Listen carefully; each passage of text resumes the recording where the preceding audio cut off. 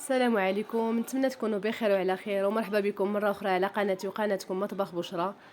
اليوم ان شاء الله غادي نشارك معكم البطبوط مع الاسرار النجاح ديالو. وصفه سهله جدا، مقادير بسيطه متواجده في كل بيت. نتمنى ان الفيديو ديال اليوم ينال الاعجاب ديالكم، وتبارطاجيو الوصفه مع الاصدقاء ديالكم والعائله باش تعمل فائده وباش يوصل لاكبر عدد من الناس ونعطي اكثر ما عندي. صراحه وصفه سهله جدا، تيجي واحد البطبوط اللي هو رائع وما فيهش حس ديال البابا من الداخل. تنوجدوه على الفطور ولا الكوتي، تيجي رائع مع براد ديال اتاي. نتمنى ان الوصفه ديال اليوم تنال الاعجاب ديالكم وفرجه ممتعه. على بركه الله وعلى الصلاه والسلام على نبينا المصطفى. نبداو ان شاء الله في واحد الكسعه. عندي هنا جوج زلايف ديال الدقيق العادي الابيض، ممكن انكم ديروا الفرص. هنا عندي زلافه ديال الفينو، عندي واحد المعلقه كبيره ديال سكر حبيبات، وواحد المعلقه صغيره ديال الملحه.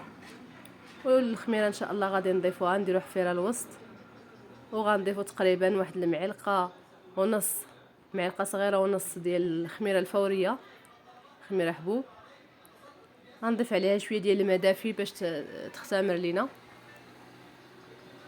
الجو راه بدا تيبرد واحد شويه، نديرو شويه كل ماء دافي كما قلت لكم، نديرو شويه الماء ونبدا نجمعو في العجينه ان شاء الله. الطريقه راها سهله جدا، غير العجينه خصها تكون واحد شويه كتلتصق في اليدين باش يجينا البطبوط رطب وهشيش ويكون خاوي من الداخل.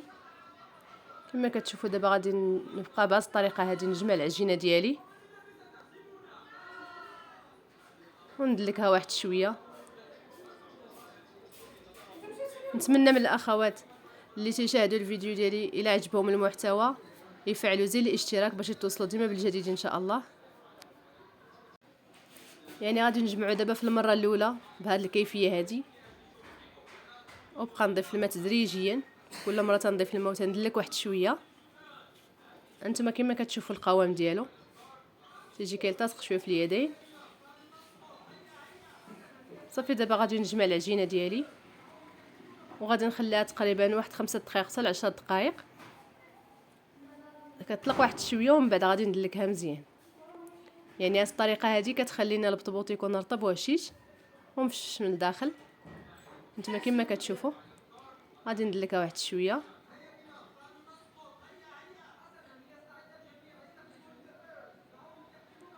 كما قلت لكم هنا ممكن انكم تستعملوا الدقيق ديال الفورس، انا هنا كنستعمل داك الدقيق العادي ديال الخبز العادي ديال الدار ديال 25 كيلو، يكون حرش واحد شويه.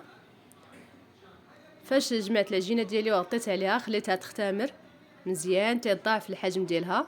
دابا غادي نبدا نقسمها كويرات. عطاتني تقريبا هنا 5 ديال الكويرات بهذا الحجم هذا.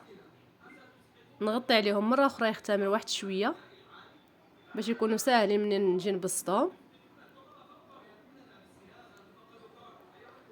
دابا ندير عاوتاني شويه د الفينو في الكسعه، وغادي نبدا نقرص فيه الكويره الاولى اللي خليتها ارتاحت مزيان.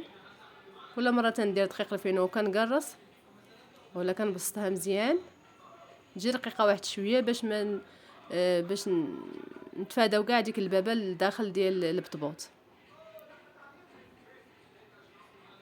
كما قلت لكم تيجي رائع مع واحد براد ديال اتاي.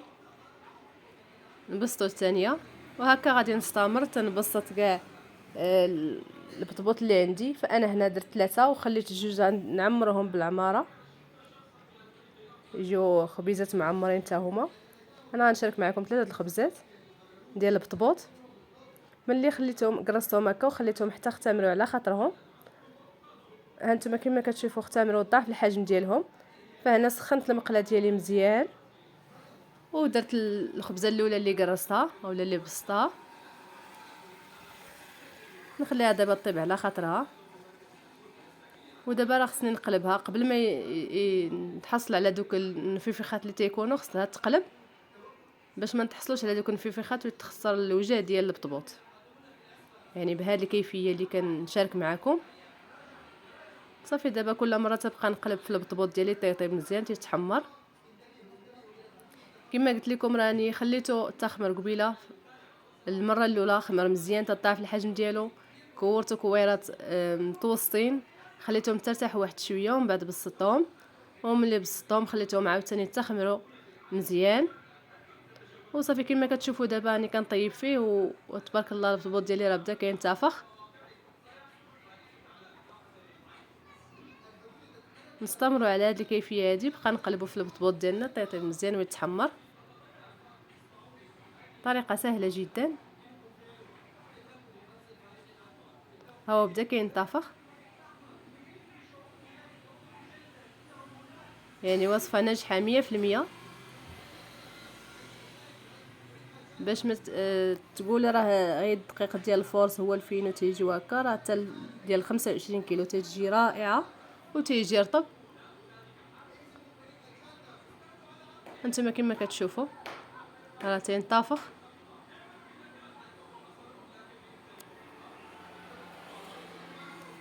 صافي كل مره كما قلت لكم نقلبوه باش يتحمر. الراس ديال البوطه صغير شويه تيحمر ليا من الوسط، خصني كل مره نقلبوه. هانتوما كما كتشوفوا النتيجه. وهي الخبزه الثانيه درتها حتى هي في المقله، وغادي نستمر بهذه الكيفيه حتى هي تتحمر. راه كينتفخ تبارك الله.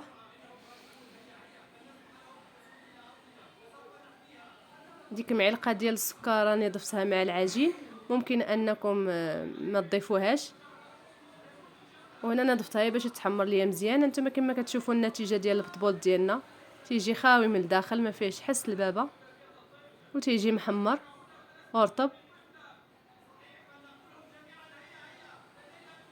نتمنى الاخوات ديالي انهم يبارطاجيو الوصفه ويعملوا لنا لايك. وكنشكر كاع الاخوات اللي معايا والاخوات الجدد ان شاء الله، واللي عجبوا المحتوى ديال الفيديوهات ديالي يعمل اشتراك في القناه ديالي، مرحبا به.